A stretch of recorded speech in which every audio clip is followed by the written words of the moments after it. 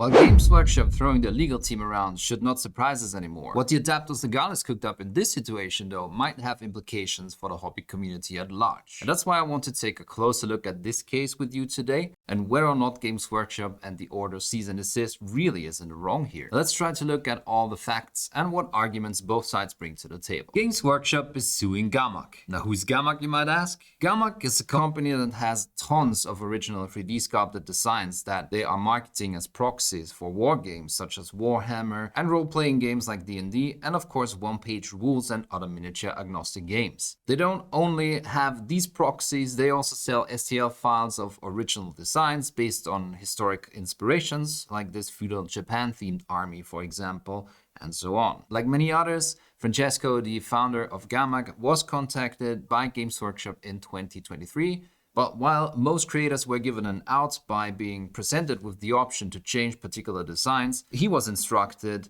to delete his complete catalog as Games Workshop claimed it was infringing on intellectual property. Ghamak offered to rework a big part of their range if they gave them guidelines, but Games Workshop did not reply to any of that and instead also tried to have their designs removed from platforms that host STLs for sale, such as Patreon and My Mini Factory. Now, the way I understand it, while they demanded for the whole catalog of Ghamak miniatures to be deleted, legally you need to list every single design you want removed and why. So My Mini Factory refused to remove them because of lack of this information. And ultimately, Games Workshop went full beast mode and filed a lawsuit against Ghamak. And it's really odd that they did go all the way this time, because usually they throw around their weight in the form of legal parchment bombardment, but full-blown lawsuits are not the norm. Games Workshop owns a lot of trademarks and copyrights on particular names, terms and designs. Using the term Warhammer to describe something is obviously going to be sketchy. Calling it anything like Nurgle, Slaanesh, Eldari, Ultramarines, or something like that, or using Warhammer symbols and logos obviously will get you in trouble. So if you sculpt a guy that's decaying with bloated guts and extra appendages, you can do that. But if you then go ahead and slap a Nurgle symbol on, you shouldn't be surprised that the heavy metal team is on your doorstep, since you clearly meddled with their IP. Also, if you make direct one-to-one copies of Games Workshop's designs, yeah, that's not gonna fly, and they will be taken down from STL sites within days or even hours. And of course, Games Workshop is in the right to take these down. What Games Workshop does not own is things like men in sci-fi armor fighting in space, and not even rotting spacemen in armor growing tentacles and shit. So if they sue you on a copyright basis, in this case, they have a slim chance of winning. Legally, you should always be allowed to sell minis that draw on the same tropes that Games Workshop draws on. Monsters, orcs, elves, undead, even Egyptian undead. And morally, it's a different story. Most of Ghamak's minis are clearly designed with the idea in mind to replace Warhammer minis. Let's call a spade a spade. Back when I was doing my own range of minis, the generic sculpts did not sell nearly as many copies as the sculpts that were inspired by themes that reminded customers of the pop culture they loved, movies they watched, comics they read, fandoms they were involved with. As a miniature designer, you have to make the decision whether or not you want to do that, and only you can decide whether or not you can live with that decision. But as far as the law goes, as long as you stay away from trademarks and copyrights, and as long as you do not directly copy a design, you will most likely be good. Games Workshop did not win its lawsuit against Chapter House Studios, and they were clearly told what they can copyright and what not. Obviously, pointy-eared space aliens was not among that, and neither was Eldar. And that's why Games Workshop's pointy-eared space aliens are called Eldari now. So why is this situation different?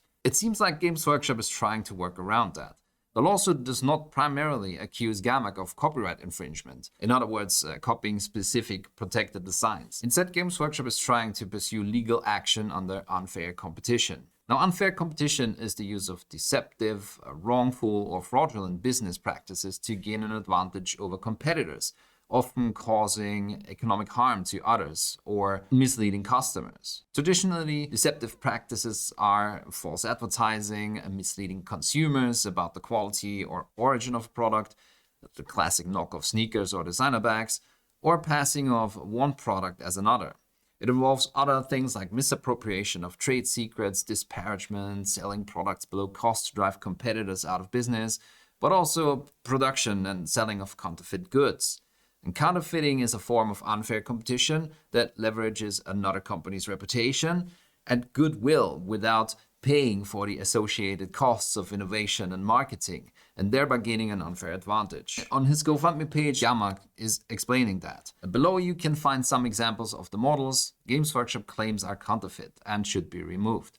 And if he uses this wording, I guess Games Workshop also called them counterfeits. So that would kind of fit the angle in my opinion. But let's take a look at these examples. I guess both of these are showing a winged mythical creature with a rider on top. And yet very different designs. One is a dragon, the other is a winged lion. The rider's designs are very different, like similar tropes, but hardly a direct knockoff. Exactly the same can be said here. The evil one is just funny to me. Hilarious that they even included that example. Like, do you actually think you own generic sculpts of animals? Casket of Souls? I mean, sure, it's the same trope again, but I bet I could dig up an artwork by some fantasy painter that is showing a very similar scene to what Games Workshop did here. The Stomper bots, again, Monkey Tech, cobbled together, looks similar, sure, and yet not a direct copy, but definitely getting closer in the design language. Now, of course, this is cherry-picked examples by Ghamak. If we look into his catalog in a more unbiased way, we can find a lot of designs that clearly toe the line. These vengeful militium can be stand-ins for Space Marines. But still, I'd say the individual parts are clearly different enough. The helmets are completely different. They also have different proportions. This is a bit like comparing StarCraft Space Marines and Games Workshop Space Marines in my opinion. Are these different enough from Games Workshop Marines? Yes, and I would say these clearly do not infringe any copyright. But then we look at their heretic stuff, and this is clearly a Land Raider. And that's a freaking Hellbrute if I ever saw one. And if that isn't a Titan, then I don't know. The Warwalker is clearly a Sentinel, even though the Games Workshop Sentinel is also just an ATST at the end of the day. So Games Workshop themselves did not shy away from using tropes they saw at other IPs. They're not some saints that never got, let's say, inspired by other creatives. So there is a grain of truth to when people are calling them hypocrites. And yet, look at Ghamak's non-Dark Angels, they also go very hard. And at that point, I think we gotta ask, where's the line? When is close too close, even without using copyrightable material? Like, you clearly know what character this is. However, I think it is still impossible for Games Workshop to win any lawsuit on a copyright infringement charge, even in this case. So instead, Games Workshop is claiming that designing models which are compatible with their game systems, so miniatures that can stand in for models in Games Workshop armies, is in itself an act of unfair competition, even if the designs are not exact copies or infringing. At least that's what it looks like, which is less specific in what that means and entails, and therefore needs some significantly more proof from Games Workshop lawyers that the models are in competition with theirs, and that it is unfair in some way, and that it causes damage to their business. And at the very least, I'm not sure how they would provide proof for the second and the third point at all. And it's just speculation, but obviously, since there is no precedence yet in a lawsuit like that, Games Workshop could be fine with trying to drown Ghamak in legal bills in a drawn-out court case until he buckles under the cost of it all. And then they can point to this case and say, look at what happened to Ghamak. Do you want that to happen to you? But if they actually win this, and every lawyer I talked to during my research for this video said it's a slim chance. But who knows? Like, basically anything that is actively claiming compatibility with Games Workshop systems, but also anything that is even remotely using the same tropes and inspirations that Games Workshop minis use is in danger here. And what is going to keep them from going after other miniature companies that have Asian-themed historical minis, and then Games Workshop coming in and claiming this could be a stand-in for Grand Cathay? At that point, we would have to trust Games Workshop not to abuse the Death Star. So regardless of the fact that Ghamak's designs are very close, maybe even too close sometimes, the compatibility premise makes this a dangerous precedence case. If Games Workshop wins this, that might be the basis for them to sue anyone with minis that could be used as a Games Workshop proxy. Even if there's no copyright infringement or if they are not even close. Maybe they'll sue anyone that does an Eagle miniature. So the question is this purely a takedown attempt of someone that Games Workshop deems a particularly egregious offender, or are they overreaching and trying to stake claims on broad genre tropes they have no business in owning at all? So why are they cracking down on Ghamak in particular? I already said that I think Ghamak is flying particularly close to the sun when it comes to copying the Games Workshop design language in some cases. But there has to be at least another factor. The Games Workshop knows no one can touch them in the physical miniatures market. Their minis are without doubt top of the line. They have the biggest production facilities and, in short, the most established brand. And people go and play what others are playing, and they are playing Warhammer. They are probably 10 times bigger than any other company that sells physical minis combined. There's just no competitor in sight. But they are scared of 3D printing, as they cannot or do not want to compete in that sector. So if you are offering STLs, you are probably on the radar of the officio litigatum. And in fact, I do not know about anyone that is selling physical copies of Games Workshop's proxies only that ever had this level of scrutiny by Games Workshop. I know of 2 publishers in particular that dabbled heavily in Games Workshop proxies, saying that they left them alone once they stopped selling STL files and only sold physical copies. G-dubs might look a bit like Blockbuster defending their slowly dying business model here, instead of embracing technological advances.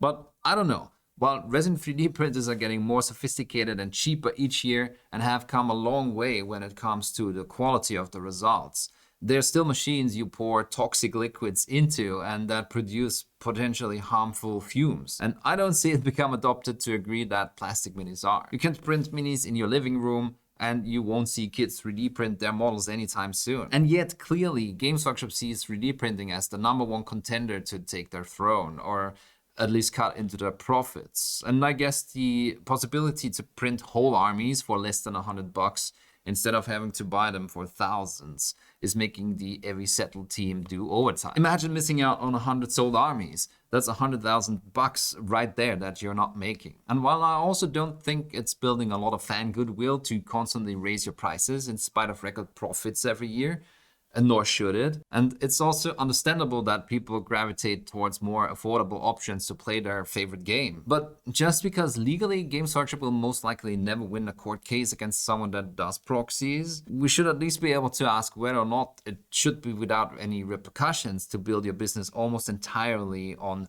minis that are just different enough from Games Workshop designs, and expect them to just roll over and accept it, even though everyone sees what you're doing. Especially when your minis are clearly intended to be used instead of Warhammer models. Sure, other game systems too, like one-page rules, but also Warhammer models. And if you know my history with Games Workshop, then you know that I'm far from viewing them favorably most of the time. But I think if we stay objective, that question should at least be allowed to be asked. So while I don't think Ghamak is entirely free of guilt here, I also think Games Workshop shouldn't have gone nuclear and show a little more sensibility or reason.